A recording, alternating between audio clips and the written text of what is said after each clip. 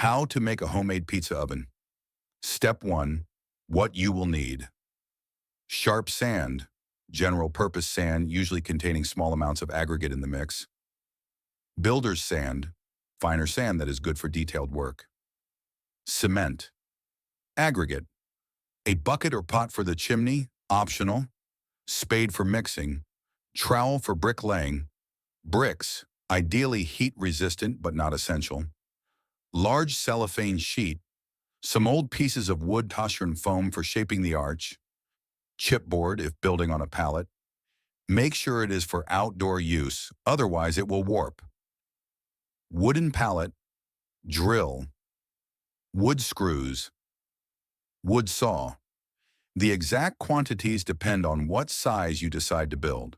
You can build this oven in stages, so there is no need to know exact quantities when you initially start building.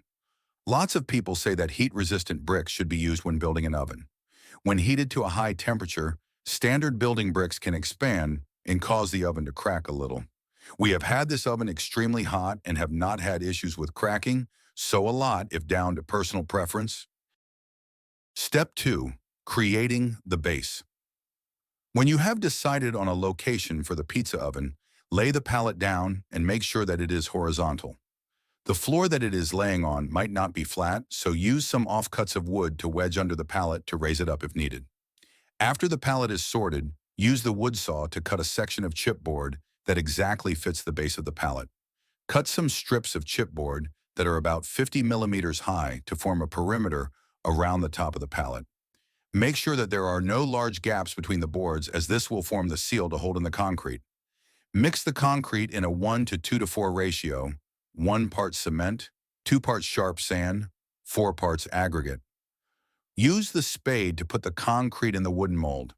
You can use a long wooden baton lengthways to ensure that the concrete is flat and has the best finish. This top layer will create the floor for the pizza oven, so try and get it as smooth as you can. Step 3. Arranging the bricks, planning size. It is a good idea to roughly lay the bricks in the correct position before permanently fixing them in place.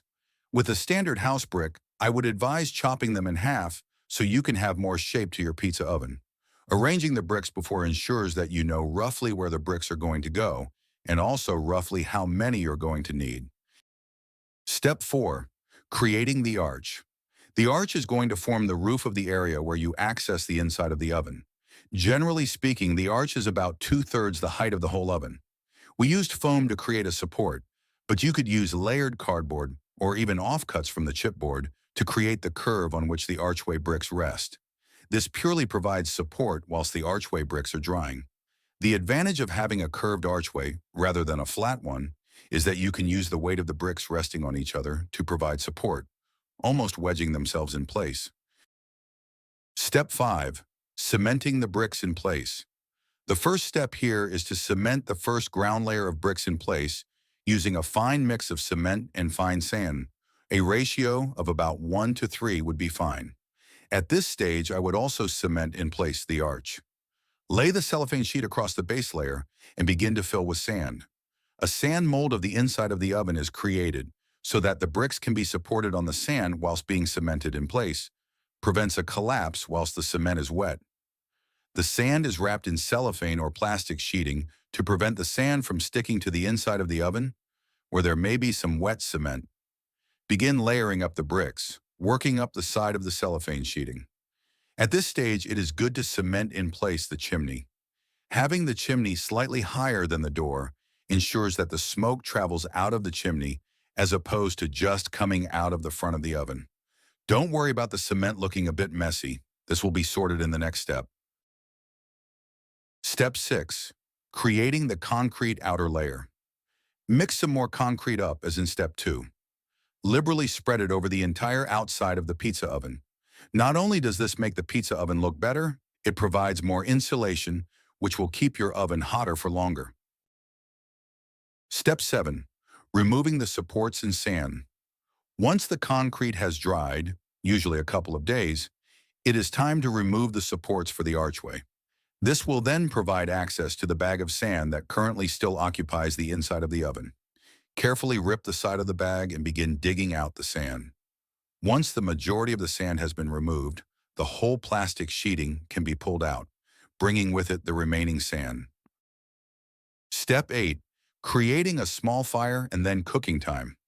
A small fire should be created first to slowly dry the inside of the oven out. By now it should be pretty much dry anyway, but starting small ensures that no cracks begin to form from steam trying to escape.